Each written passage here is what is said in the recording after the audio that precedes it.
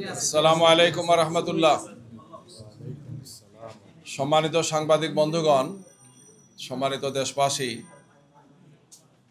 আমরা আজকে অত্যন্ত গুরুত্বপূর্ণ একটি দিন। আপনারা জানেন যে আজকে 6টায় বাংলাদেশ নির্বাচন কমিশন এর সম্মানিত প্রধান নির্বাচন কমিশনার বাংলাদেশের দীর্ঘ প্রতীক্ষিত এবং আকাঙ্ক্ষিত ত্রয়োদশ জাতীয় সংসদ নির্বাচনের শিডিউল আজকে সন্ধ্যা 6টায় তিনি ঘোষণা করেছেন। এই শিডিউলকে সামনে রেখে তাৎক্ষণিকভাবে বাংলাদেশ জামাত ইসলামীর পক্ষ থেকে আমাদের সংক্ষিপ্ত প্রতিক্রিয়া আমরা আপনাদের সামনে তুলে ধরছি ইনশাআল্লাহ। এই সংবাদ সম্মেলনে ব্রিফিংয়ে এখানে আমাদের সম্মানিত কেন্দ্রীয় নেতৃবৃন্দ উপস্থিত আছেন। আমার পাশে আছেন আমাদের সম্মানিত সহকারী সেক্রেটারি জেনারেল জনাব মাওলানা আব্দুল হালিম, পাশে আছেন জনাব মোবারক হুসাইন, বাংলাদেশ জামাত ইসলামের কেন্দ্রীয় নির্বাহী পরিষদের সদস্য। আমার আরেক পাশে আছেন ঢাকা মহানগর উত্তরের সংগ্রামী আমির, কেন্দ্রীয় নির্বাহী পরিষদের সদস্য জনাব সেলিম উদ্দিন সহ আমাদের নেতৃবৃন্দ এখানে আছেন। আমরা এই জাতি দীর্ঘ একটি সময় থেকে অপেক্ষা করছিল যে আমাদের সামনের জাতীয় সংসদ নির্বাচনের তারিখ এবং এর সাথে শিডিউলটা কখন ঘোষণা হয়।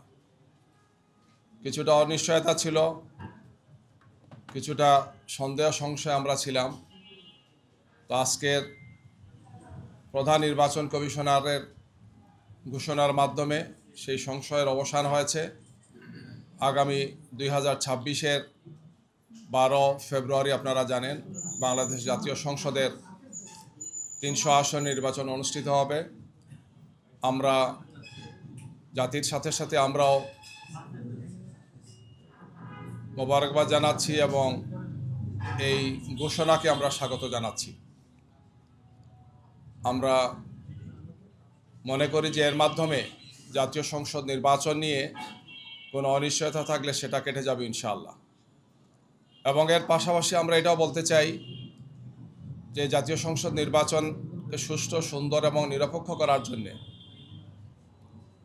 অনেকগুলো গুরু দায়িত্ব নির্বাচন কমিশনকে পালন করতে হবে। আমরা সে সমস্ত বিষয় নির্বাচন কমিশনকে আমরা অবহিত করেছি।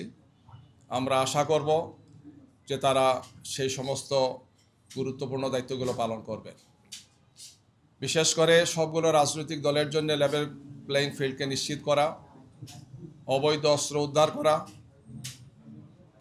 এবং জাতীয় সংসদ নির্বাচনকে অর্থবহ করার জন্যে প্রশাসনিক এবং অন্যান্য যতগুলো দায়িত্ব আছে এই সবগুলো দায়িত্ব পালনে তারা সর্বোচ্চ দায়িত্বশীলতার পরিচয় দিয়ে তারা দায়িত্ব পালন করবেন। এক্ষেত্রে কোনো ধরনের কোনো দুর্বলতা আমরা আশা করব না, যাতে জাতির উদ্বেগ বা উৎকণ্ঠার কোনো জন্ম হয়।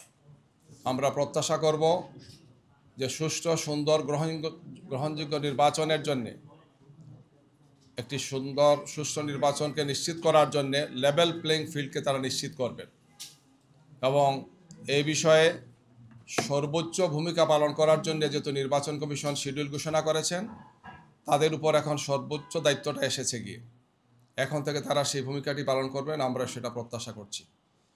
আমাদের শীর্ষ নেতৃবৃন্দ, আপনারা জানেন যে আমরা 8 দল একসাথে আন্দোলন করছি। আমাদের এছাড়াও আরও যে সমস্ত বক্তব্যগুলো আছে আমরা 8 দলের শীর্ষ নেতৃবৃন্দের পক্ষ থেকে বিস্তারিত পর্যালোচনা করে আমরা আপনাদের সামনে সেটিও পেশ করব ইনশাআল্লাহ। আমরা ত্রয়োদশ জাতীয় সংসদ নির্বাচনের এই শিডিউলকে আমরা স্বাগত জানাচ্ছি এবং আমি আবারও আশাবাদ ব্যক্ত করছি আমরা সবাই যে এই নির্বাচনকে সুষ্ঠু, সুন্দর, গ্রহণযোগ্য করার জন্যে নির্বাচন কমিশনের উপর যে দায়িত্ব, সেই দায়িত্ব পালনে তারা সর্বোচ্চ দায়িত্বশীলতার ভূমিকা তারা পালন করবেন। কোনো ধরনের কোনো দুর্বলতা, ত্রুটি, বিচ্যুতি যাতে না থাকে আমরা সেটা প্রত্যাশা করব। অতীতে দেখা গিয়েছে যে অনেক বিষয়ই আশ্বস্ত করা হয়েছে বা বলা হয়েছে, কিন্তু সেটি কার্যকর হয় নাই। আমরা আগামী নির্বাচনের ক্ষেত্রে জাতি তিনটি নির্বাচন প্রত্যক্ষ করেছে, যে নির্বাচনে জাতির প্রত্যাশা পূরণ হয় নাই, বরং আমাদের রাজনীতি, আমাদের সমস্ত ব্যবস্থাপনাকে ধ্বংস করা হয়েছে, প্রশ্নবুদ্ধ করা হয়েছে এবং জাতির মধ্যে প্রচণ্ড ক্ষোভ এবং হতাশা তৈরি হয়েছে গত 14, 18 এবং 24-এর সেই তথাকথিত নির্বাচনের মাধ্যমে। এই জন্যে এ ব্যাপারে আমরা আশা করব আগামী নির্বাচনে তারা সেই দায়িত্বটি তারা পালন করবেন, যেটি জাতির প্রত্যাশা, যে অতীতের এই 3টি নির্বাচনের মতো হবে না, বরং একটি সুন্দর সুষ্ঠু নির্বাচন তারা জাতিকে উপহার দেবেন। আমরা আবারও আপনাদের মাধ্যমে দেশবাসীকে সাথে নিয়ে আগামীর সেই নির্বাচন সুষ্ঠু, সুন্দর এবং গ্রহণযোগ্য করার জন্য আমাদের পক্ষ থেকে সর্বোচ্চ প্রত্যাশা থাকবে, সহযোগিতা থাকবে এবং আমরা আমাদের জনগণকে সাথে নিয়ে আমরা আশা করছি একটি সুন্দর নির্বাচন আমরা পাব। জাতি একটি উৎসবমুখর পরিবেশে এই নির্বাচন অনুষ্ঠানের মাধ্যমে একটি সুন্দর সুষ্ঠু ধারায় জাতি এগিয়ে যাবে এবং বাংলাদেশ 2024-এর 5 আগস্টের যে ছাত্র জনতার অভূতপূর্ব গণ অভ্যুত্থান হয়েছে, সেই অভ্যুত্থানের প্রত্যাশা পূরণ হবে ইনশাআল্লাহ। আমরা আপনাদের মাধ্যমে দেশবাসীকে মোবারকবাদ জানাচ্ছি, আপনাদেরকে মোবারকবাদ জানাচ্ছি। এছাড়াও যদি কোনো বক্তব্য থাকে তা আমাদের শীর্ষ নেতৃবৃন্দের পক্ষ থেকে আমরা পরবর্তীতে আপনাদের সামনে সেটা উল্লেখ করব ইনশাআল্লাহ। সবাইকে ধন্যবাদ।